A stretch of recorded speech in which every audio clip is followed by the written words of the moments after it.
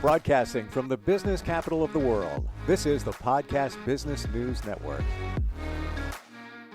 Well, we're going to talk about something today that is vitally important for success when it comes to business. You meet somebody, you start working with somebody, the follow-up and the referrals.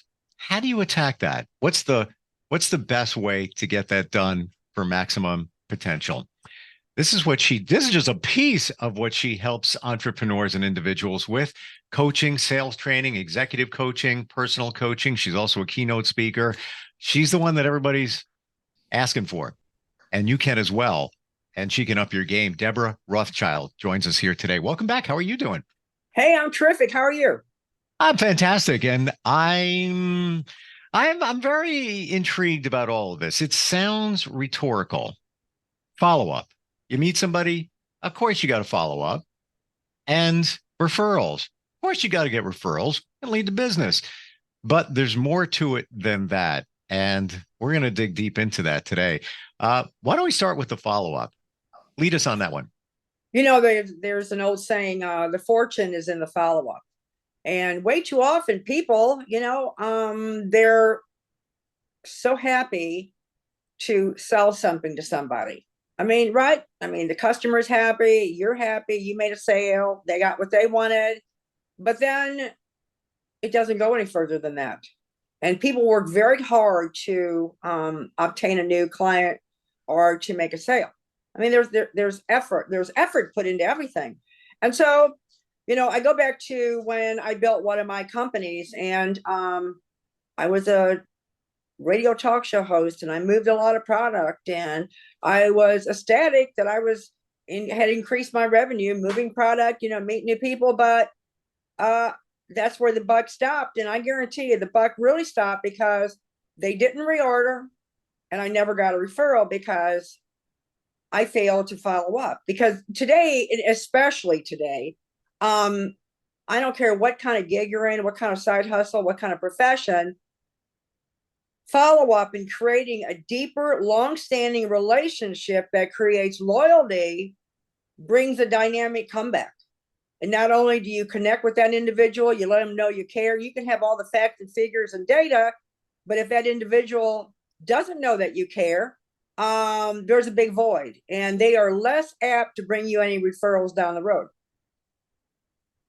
Do you feel that many times after a deal is done, or you have a client, you've worked with them for quite some time, and I've seen this happen, a lot of salespeople, account executives go by well, no news is good news. So I'm not going to reach out because I don't want to hear it. I don't want to be on their radar. We've worked together. Maybe every month they spend the same thing and it's just, on autopilot, but you ease back because you don't want to engage, and then potentially have them say, oh, you know what? We're spending $5,000 a month. Now I got you on the phone. We got to drop it down to $3,500.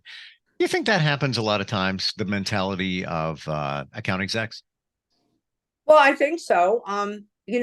Everybody has, decisions to make in their own business, right? And so whether they're upping it or they are subtracting from it, it doesn't make any difference. Because, let's say, for instance, somebody, makes a great deduction, they're not going to spend X amount. To me, I think you better form a better, closer relationship, and you better do it quickly. Oh, there you go. I think ring the Debra bell right there. It's in the relationship. If you have that relationship, they're going to trust you more. They're going to be more open with you, and they may reveal why they may need to cut back, and maybe that cutback is just a temporary thing. But if you don't, and they'll explain it to you, but if you don't have that relationship with them, you're not going to get that, and you're not going to have that personal connection. You know what happens many times when people want to make some form of a cutback? The seller, like myself, you're the firm you work for. Everybody sometimes, can get into a fear mode or even become angry. I've done A, B, and C. I worked my tail off, and now you're going to cut back on me. And they take it personal, and there's an icky emotion that gets into it. And I think people need to understand where the other person is, because there's something going on. Is it on the part of management, myself, you, your company? Did we drop the ball? Are we not making it happen fast enough, hard enough for them? Or have they experienced something on their business end or their personal life that's causing them to come back? I think, first of all, the leader, myself, you, your company, everybody else, I think you need to be really grateful that they didn't quit. Number one, they could have said, hey, I'm done. I'm out of here. It didn't work. Love you anyway. See you later, alligator. All right. So I think real gratefulness needs to happen that they didn't leave all the way. Yeah. And so, when someone does cut back, you have to have an understanding, and then you need to dig in with them. And I think it's a happy family. It's an ebb and tide. There's a flow. There's going to be changes. That's called life. And you're right. Emotion does get into play. You've done everything. Let's say you even engage a little bit more with them. You go above and beyond because you appreciate the business, and they cut back. It hurts. How do you desensitize yourself from that? I guess that's my best description. How do you take the emotion out of that?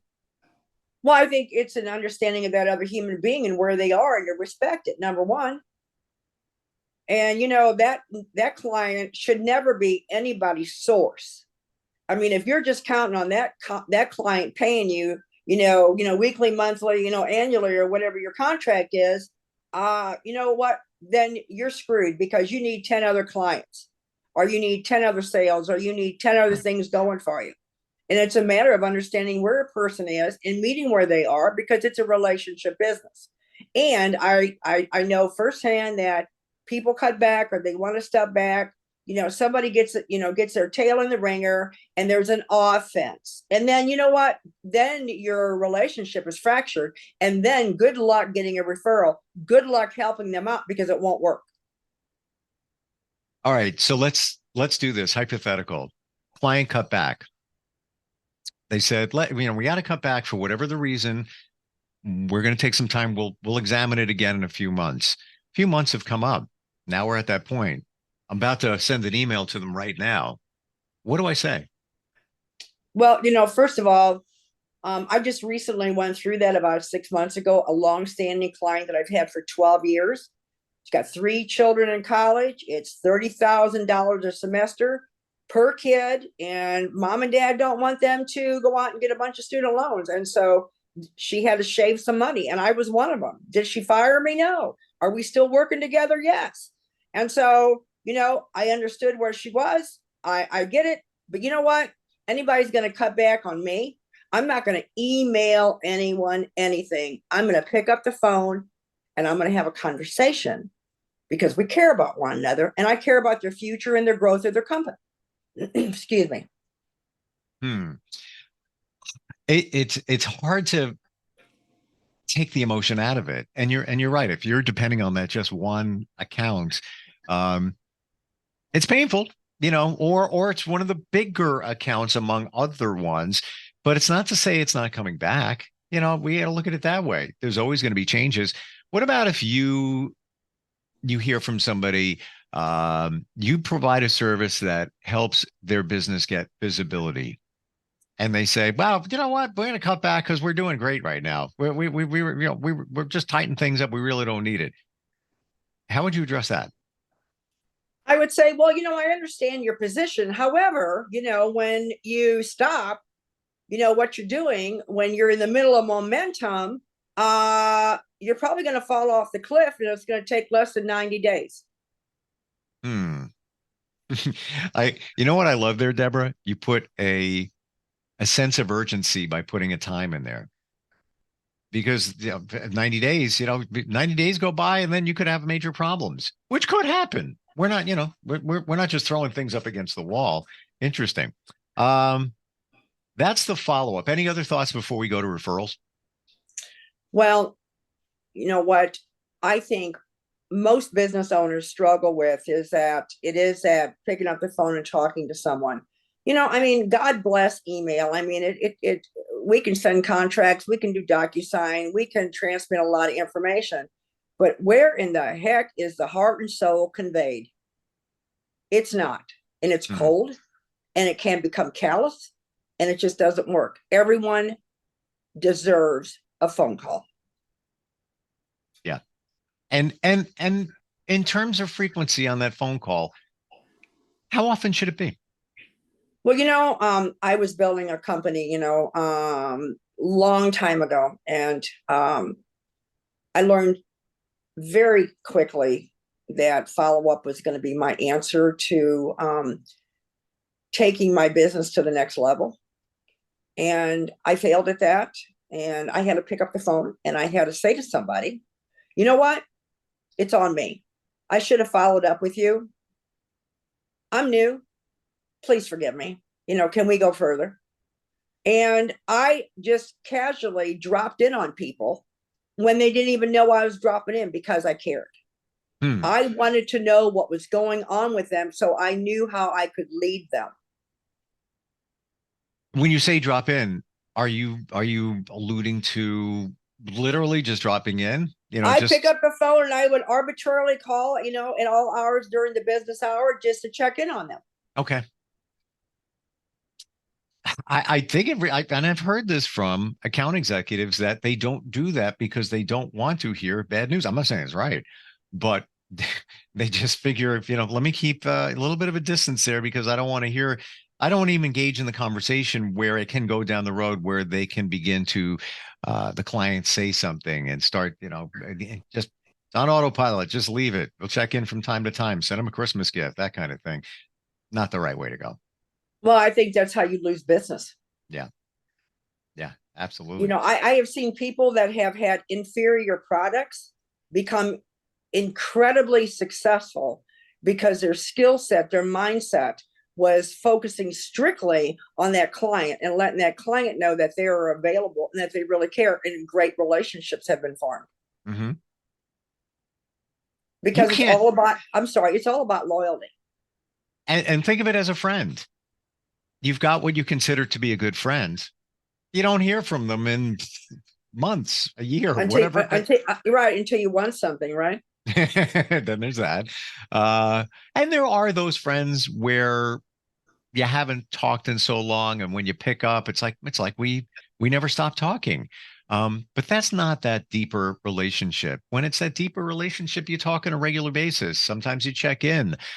I do it. I have different friends in groups, and I'll just text, hey guys, how's everybody's week going? What are you guys up to this weekend? Just to throw it out there. And then, if they're not busy, they engage, whatever it might be, but you're touching. That's, I think, the key. You have to continually touch. Maybe look at your account list, your clients, maybe even spend 15 minutes and create a grid and put it on your calendar. How often should we reach out? What do you feel? Well, I think it really depends on that client. I was raised on the it's called book a meeting from a meeting. So if I was going to follow up with a client today, then I'm going to look at my calendar and say, hey, let's touch base in 21 days. Pull out your calendar. Let's have 15 minutes of a coffee time together. Because you always want them in your loop. Yeah. Yep. Have you ever thought about some of these families where, you've got a very strong matriarch where all the sisters and brothers, all the children, all the grandchildren, all the nieces and nephews show up for that holiday because that granny or that aunt or Aunt Irma, she is in contact and everyone gravitates to her because they know she cares. They wouldn't miss one of her events, if they paid them not to attend. Yeah. And then I would have the comfort in knowing that when I called a client, that I know them, they know me, we know each other's heart. But when I don't say heart, I don't mean love. I mean our heartbeat, that we truly care about someone else's success. And then I could say to them, you know what? Who do you know that's looking for a coach? Who do you know? I'd love to have your reference. And I'd love you to, for you to give me some referrals out there. Would you be kind enough to do that? I mean, I've served you, and you told me last week that your volume's up by X amount of dollar. I'd love to be able to serve someone that you know. Well put. Is it okay to offer an incentive, or is it cheesy, and is it cheap to say to somebody, "Hey, listen, I respect you. I love working with you. If you were to refer somebody to me, I'll give you X amount off of 1 month or a service or whatever it might be." Oh, absolutely, because Hmm. that racehorse going down in Churchill Downs next month. They've got a carrot in front of them as well, right? I mean, everybody needs a carrot, but then you absolutely must follow through with that. Oh, And sure. so, I'm a coach, I personal coaching and a lot, sales training. So if a client brings somebody aboard, I'm going to offer to throw another training call on the table for nothing. Let me revise what I said based on that. Deborah, I love working with you. It's I respect, your network. We've been doing a lot together.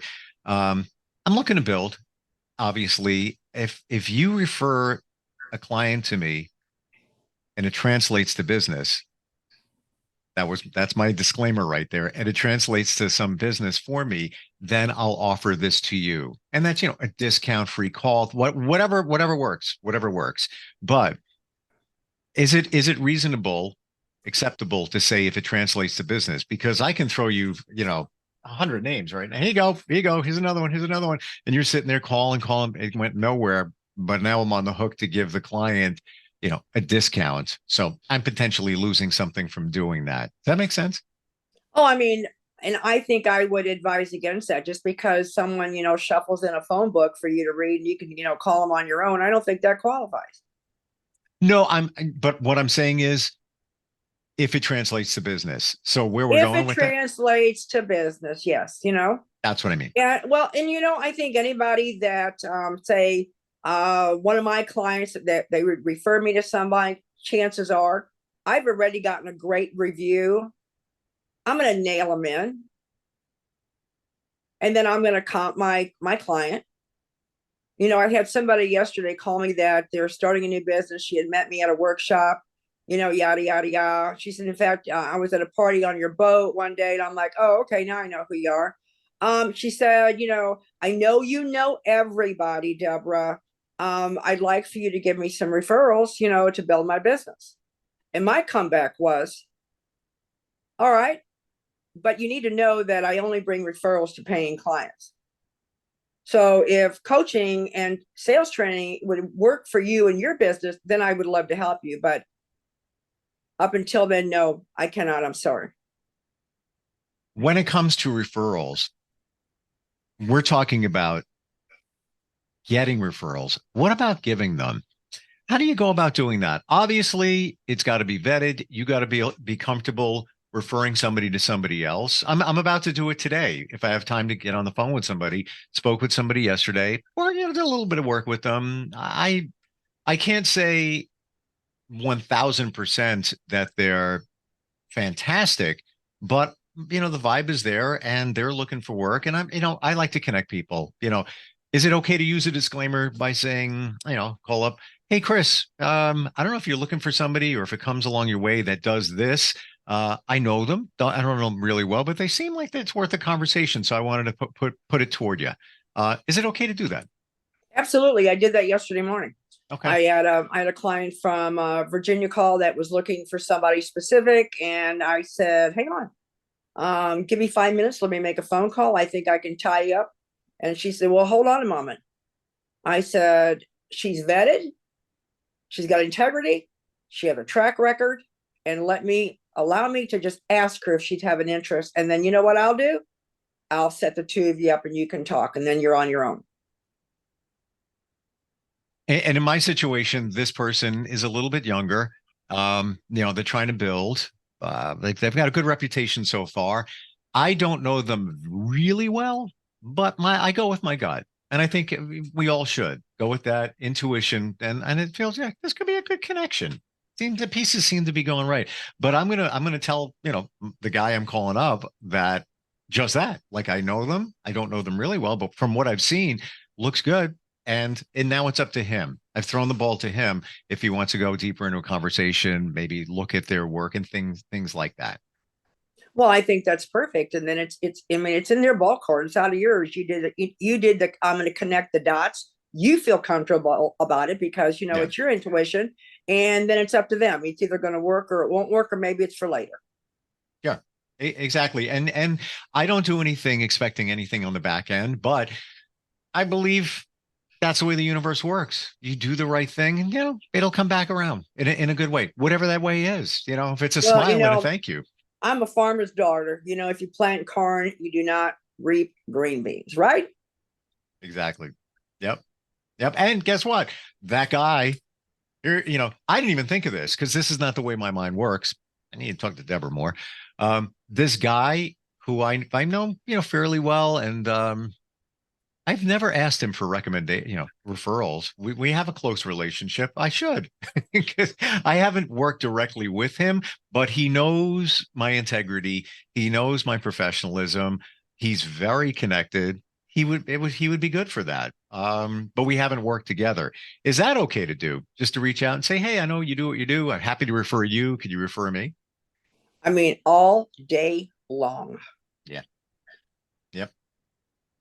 Because I mean, I come at everything from the standpoint is that you want a relationship so tight with your clients or your friends that they will allow you, because they trust you, to enter into their center of influence. And let's face 100%. it, every time we meet somebody new, we've just passed through the gate to another center of influence. Yep. We're into somebody else's circle. and it works. And it works if you work it. This is just a piece of what you offer when it comes to coaching and working with people, and even the questions I've thrown out there. I'm sure that's on a lot of people's minds, and a lot of us are uncomfortable asking for referrals, especially if you've done it before with larger clients and you didn't get any.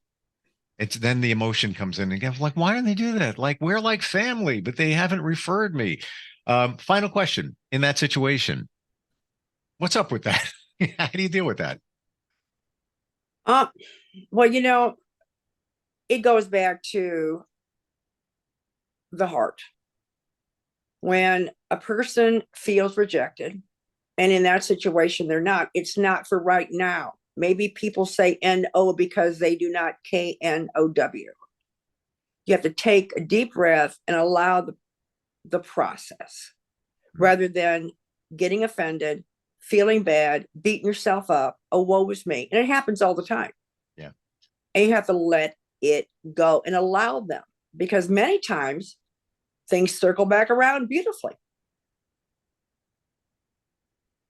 In the next 60 seconds, I will be sending a text to one of my account executives. He's going to see a client today, and he's never asked for a referral. I'm going to make sure it gets on. There you go. And we'll offer something on the back end too. That's all good. Your website is your name, Debra Rothschild.com, DebraRothschild.com. You offer a free consult, kind of figure out the relationship, right? And my phone number is area code 314-917-2709. I'd love to visit with you. Always love talking with you. I'll refer you because I love you. And I love that you get to the point and you're passionate about it. It's like, get out of the way, get this done. And a lot of other people kind of hem and haw it. And you don't do that. So I appreciate that. Thank you. Hey, have a great day and thank you. You too. We'll be right back. Are you looking for even more of the podcasts and hosts that you love? The Podcast Business News Network is proud to announce that you now have even more ways to listen live. Check out the MyTuner Radio, online radio box, and Simple Radio apps on iOS and Android, or find us online. Search for Business News Network on mytuner-radio.com, or search Podcast Business News Network on streama.com and onlineradiobox.com/US. Take your podcast on the go and don't miss a minute of the action.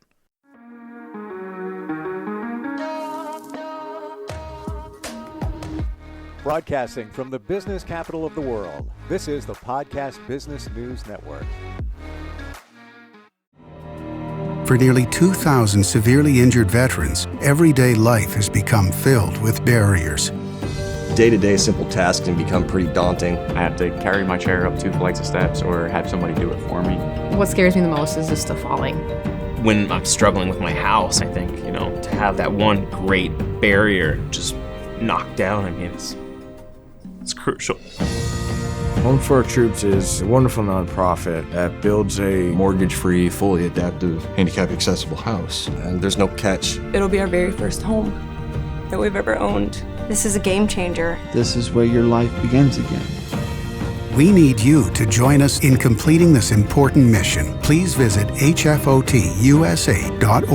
and help build homes and rebuild lives. Because of you, everything's going to be okay.